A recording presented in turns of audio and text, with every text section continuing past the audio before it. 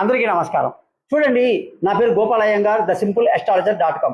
మనం ఒక అమ్మాయి జాతకం చూసాం. అమ్మాయికి 25 ఏళ్ళు అంటే 25 ఏళ్ళు. తాను ఇష్టపడ్డ అబ్బాయితో తన పెళ్లి అవుతుందా అని అడిగింది. ఖచ్చితంగా అవుతుందమ్మా, నీ మనసు మంచిది, నీ ప్రవర్తన మంచిది, పిల్లవాడి జాతకం కూడా బాగుంది. అయితే క్యాస్ట్ వేరండి, ఇంట్లో అమ్మ నాన్న ఒప్పుకోవట్లేదు, మా నాన్న చచ్చిపోతానని భయపెడుతున్నాడని చెప్పి అమ్మాయి ఏడ్చింది. నేను అన్నాను, చూడమ్మా, అమ్మ నాన్న ఆ తరం అయిపోయింది, వాళ్ళకి 50 ఏళ్ళు వచ్చాయి, నీకు 25 ఏళ్ళు వచ్చింది. నీ భర్తని సెలెక్ట్ చేసుకోవడం నీ చేతుల్లో ఉంది.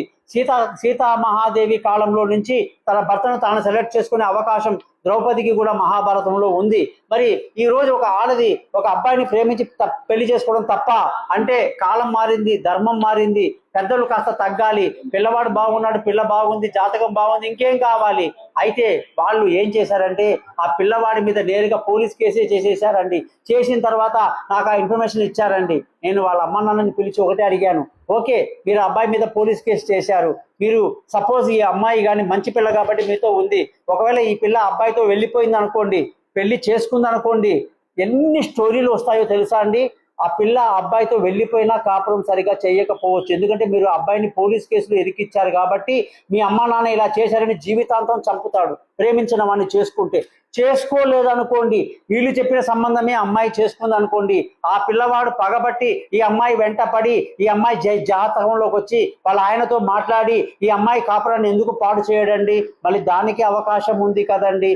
తర్వాత ఒకవేళ కొత్త అల్లుడు వచ్చాడు, వీళ్ళు నచ్చిన అబ్బాయితోనే పెళ్లి చేశారు, వీళ్ళ కులం వాళ్ళనే చేశారు అనుకోండి, ఫ్యూచర్లో వాళ్ళ దీపావళి పండగకో ఏ పండగో ఆ ఊరికి వెళ్ళినప్పుడు, అయ్యో ఆ అబ్బాయి మీ పోలీస్ కేసు ఉంది కదండి, ఇలా ఇలా ఉంది అని చెప్పి ఊర్లో వాళ్ళు చెప్తే మరి ఈ అమ్మాయి బతుకేం కావాలి? ఎన్ని ప్రాబ్లమ్స్ వస్తున్నాయి చూసారా అండి. అందుకే నేను చెప్తున్నా, పెద్దలు తగ్గండి, మీరు జ్ఞానం సంపాదించండి, ఆ పట్టుదల వద్దు, పిల్లల భవిష్యత్తుతో ఆడుకోవద్దు. ఇప్పుడు ఆ పిల్ల ఒకటే మాట అంది, నేను జీవితంలో పెళ్లి చేసుకోను, ఇన్ని సంఘటనలు జరగబోతున్నాయని చెప్పి అమ్మాయి భయపెడుతుంటే, తల్లిదండ్రులు మనుషులా వీళ్ళు శత్రువులా? పిల్ల జీవితాన్ని ఎందుకు ఇలా పాడు చేశారు? ఇంత ఆవేశంలో పోలీస్ కంప్లైంట్ ఇవ్వాల్సిన అవసరం ఉందా? మంచిగా చెప్పుకోవచ్చు, ఏదైనా మాట్లాడుకోవచ్చు. కాబట్టి మనం ఈ కాలం తగినట్టుగా వెళ్ళటం మంచిది. ఏదైనా సరే పిల్లల భవిష్యత్తుని జాగ్రత్తగా ఆలోచించి ఏ స్టెప్ అయినా వెయ్యండి అని మరోసారి కోరుతూ, ఆ అమ్మాయి పాప నాకు నిన్న వచ్చి కలిసి చాలా బాధపడింది. నేను అన్నాను, కాలమే దీనికి సమాధానం చెప్తుందమ్మా అని చెప్పేసి చెప్పడం జరిగింది. కాబట్టి ఎటువంటి కుటుంబంలో సమస్యలు, ప్రేమ సమస్యలు, గొడవలు ఉంటే దయచేసి నన్ను కాంటాక్ట్ చేయండి, చక్కటి పరిష్కారం ఇస్తాను. తొందరపాటు పనికిరాదు. మీ పేరు, మీ యొక్క అడ్రస్ కాస్త కామెంట్లో పెట్టండి. నమస్కారం.